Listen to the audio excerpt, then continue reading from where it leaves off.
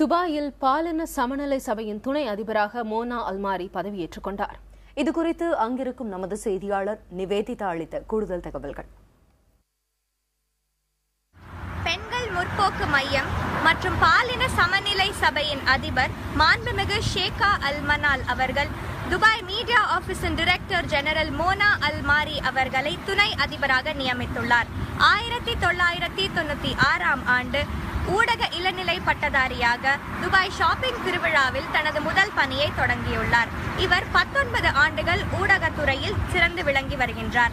துபாயின் அரசர் மாண்புமிகு ஷேக் முகமது அவர்களின் உத்தரவின் கீழ் துபாய் பிரஸ் கிளப்பின் நிர்வாக இயக்குநராக நியமிக்கப்பட்டார்.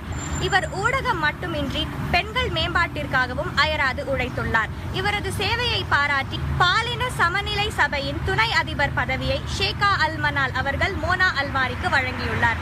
இந்த பதவியேற்பு விழாவில் இஸ்லாமிய நாட்டில் பெண்களும் ஆண்களுக்கு நிகராக ஊடகம் போன்ற பல துறைகளில் வெற்றியடைய தான் மேலும் பல வழிகளை மேற்கொள்ள இருப்பதாக அவர் தெரிவித்துள்ளார். புதிய தலைமுறைக்காக துபாயிலிருந்து நிவேதிதா ஆனந்தன்.